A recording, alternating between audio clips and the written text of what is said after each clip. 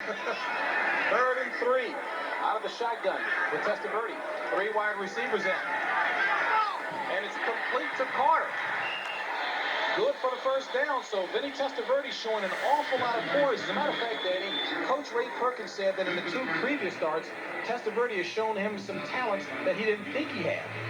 Maturity almost beyond his years. Mark Trestman, the quarterback coach down here at Tampa Bay, had coached him at Miami as well.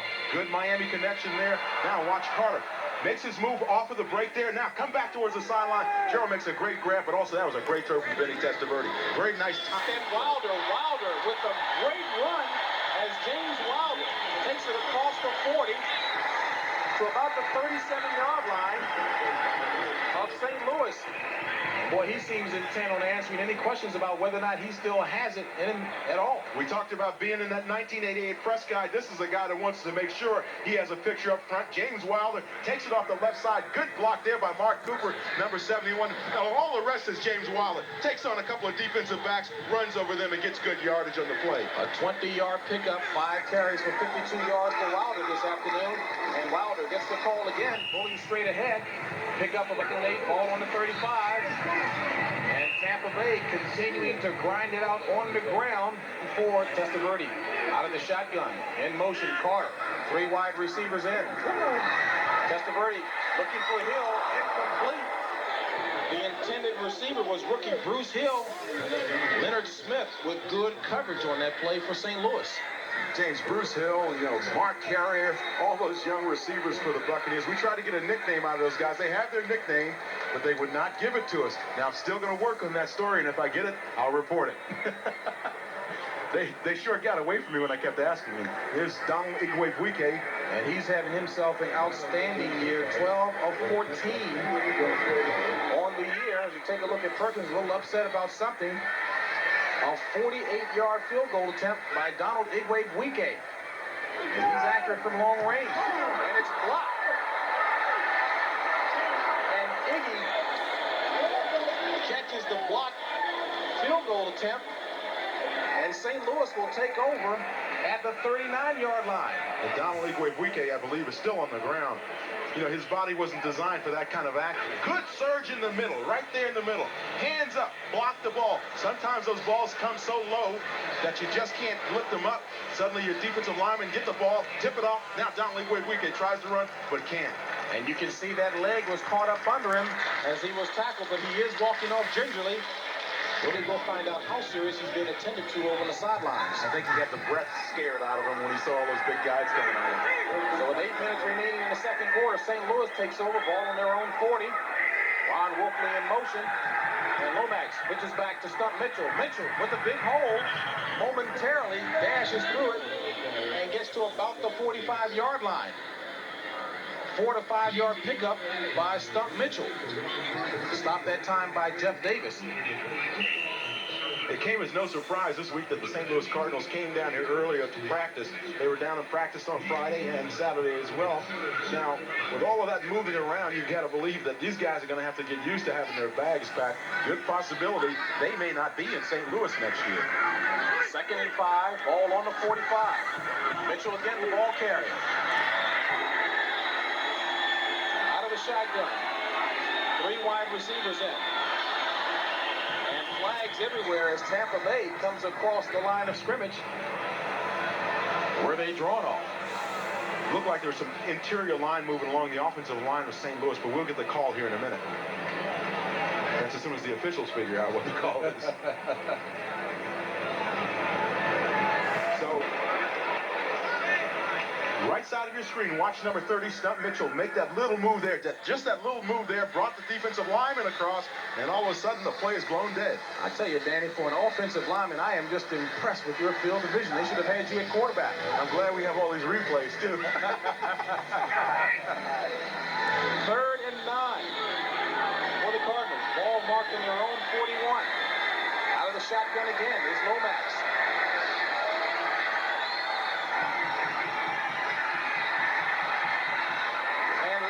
Incomplete. The intended receiver was J.T. Smith. And trying to make the stop on the play, getting up very, very slowly, is Chris Washington. And a punting situation for St. Louis. And calling for the fair catch was Bobby Futrell. So Greg Horn's punt is fair caught by Bobby Futrell. First and 10, ball on the 15 for the Bucs. And across Brown at Alabama, Gene Stallings. And those pictures were taken so long ago, those haircuts are back in stock. Second and 7, ball on the 18 of Tampa Bay. And staying on the ground again, Tampa Bay. I was there for a couple of those. Testaverde, third and 2, going up top. Looking for Bruce Hill and broken up that time by Cedric Mack. Bruce Hill broke up the play. Actually, he reached back and knocked it out of Cedric Mack's hands. Now, granted, the Cardinals secondary's had some problems catching the football. You would think that the secondary should be able to catch the ball as well as the receivers. That time, Bruce Hill knocked the ball back out of Cedric Mack's hands. Now, watch him reach back over Cedric's head, knock it down to the ground. That's a good, smart wide receiver. Bruce Hill. Frank Garcia, the punter for the Bucs. And the most dangerous, perhaps the most dangerous punt returner in the NFL, by Sikahema, back for the Cardinals. And Garcia gets a high one up. Sikahema will take it at the 31. He's crossed the 40. Look out. By Sikahema up to the 45-yard line. A 14-yard return by Sikahema, stopped by Solomon Miller. In attendance, and they're watching their Bucs, who are all knotted up with the St. Louis Cardinals at 7 apiece. And Danny, for many people who thought the St. Louis might run away with this one, Tampa Bay has really done a good job. They've done a great job of ball control, keeping the ball on the ground and not allowing Lomax to get back on the field and score. In the result, we've got a tie game. First and 10, ball on the 44 for the Cardinals. Their own 44. 4:33 remaining in the first half. And Roy Green, the ball carrier, he's under trouble. He's in trouble. And makes it up. Talk about good speed. But Roy Green was roughed up out of bounds on the Tampa Bay sidelines, and a flag was thrown. A couple of flags, as a matter of fact. That comes in the category of a stupid play.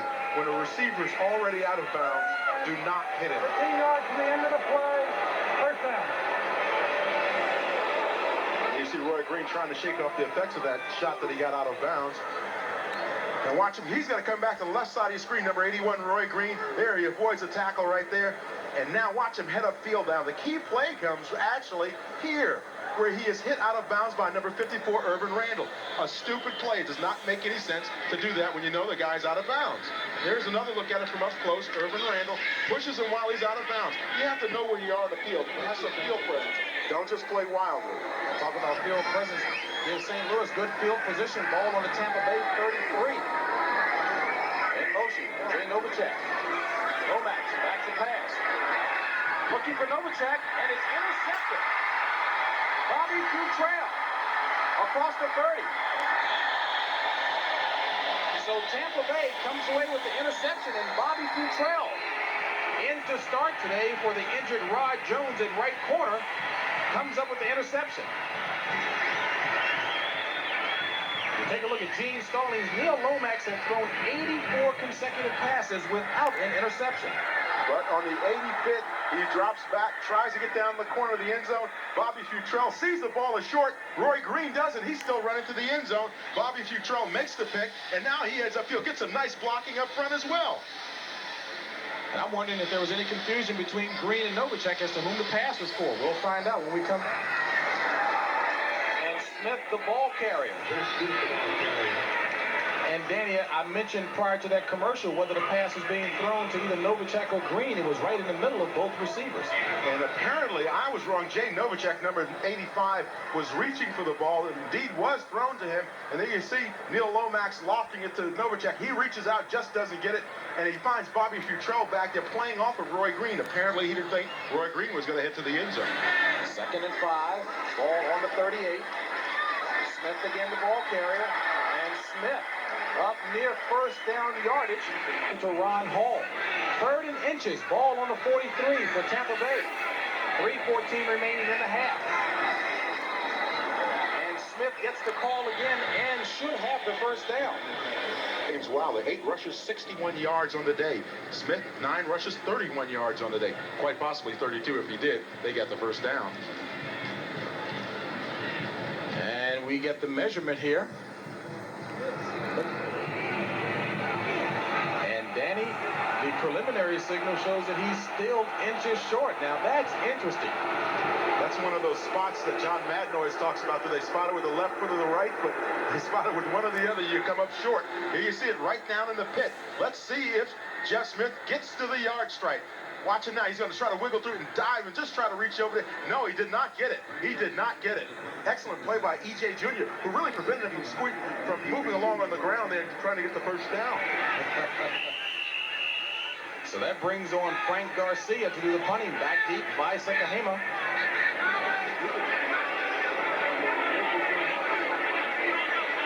Sekahema terrorized the Giants last week for 173 yards on returns. 2 for 96 in the punt category. Garcia gets it away. Sekahema takes it at the 18. He's across the 30. And dives to the 37-yard line by Sekahema, showing why he's one of the most dangerous in the NFL. Christmas Day will be a special one here. 1st and 10 for the Cardinals. Ball on their own 37. 2:30 remaining in the first half. Out of the shotgun, Lomax. And Lomax finds Mitchell. Mitchell across the 40. And driven back. The forward progress. He got to about the 41-yard line. Stump Mitchell. Clock is running as Stump Mitchell did not get out of bounds. A pickup of about 4. It was a screenplay. It really wasn't designed for him to get out of bounds. You saw the offensive lineman out front. 2nd and 6.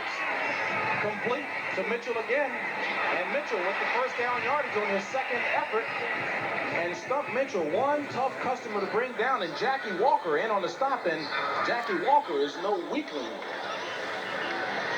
At 6'5", 245 pounds, you can believe that for a linebacker. Replay from the end zone. Watch number 30, Stump Mitchell. He does it all right down the middle here. You're going to see him just go right over the middle, just near that helmet there in the middle of the field. That's where Neal's going to dump it off to him. And now watch the second effort here, but he's running into an awfully big linebacker. There he goes into Irvin Randall. And now finally Jackie Walker gets him down. And we'll be back with the score 7-7 in him. Here at Tampa Stadium. 1:59 remaining in the first half. St. Louis with the ball on their own 49. 1st and 10. Out of the shotgun. 3 wideouts in.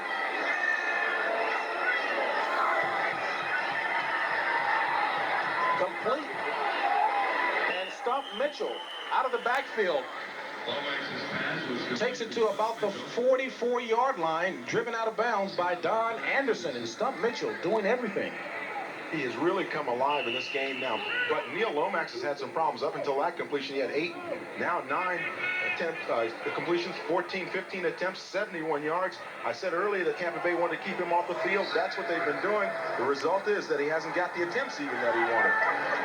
As you take a look at the cuties here watching the game in the holiday spirit.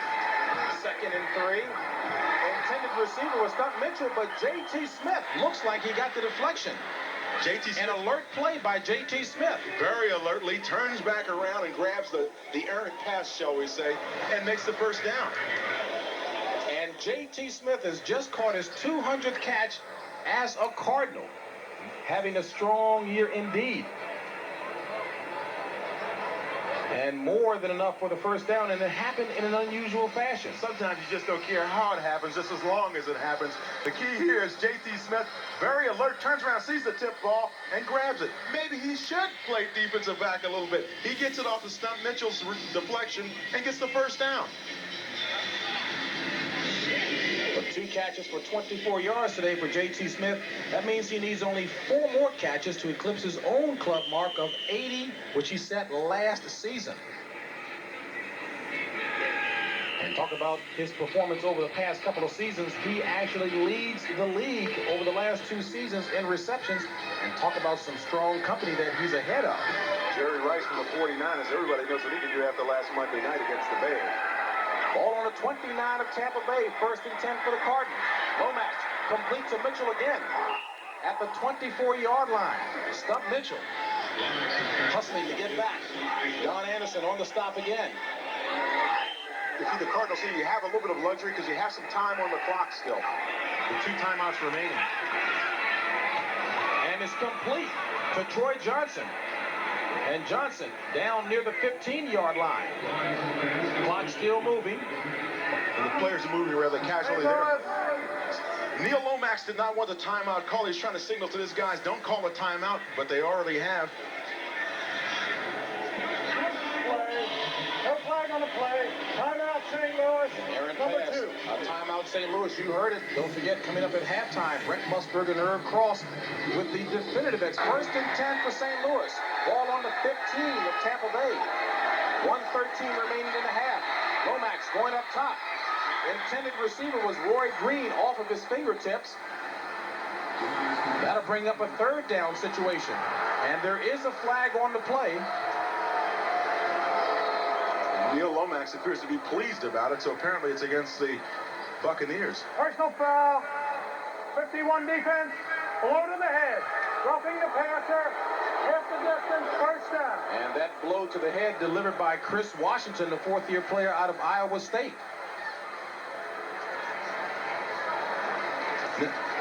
Watch number 15 right in the middle of your screen. Neil Lomax, does he get the blow to the head by Chris Washington after the ball is gone? Keep in mind, Chris Washington is airborne when he hits Neil Lomax. He dove up already, so he's committed to hitting the quarterback. At least that sounds like a great excuse if you're playing defense. I like that, committed to hitting the quarterback. Makes it 1st and goal. Ball on the 8 of Tampa Bay. Complete to J.T. Smith. Touchdown, St. Louis. So St. Louis capitalizes on the penalty against Tampa Bay. Neil Lomax finds J.T. Smith across the middle with his 3rd catch of the afternoon.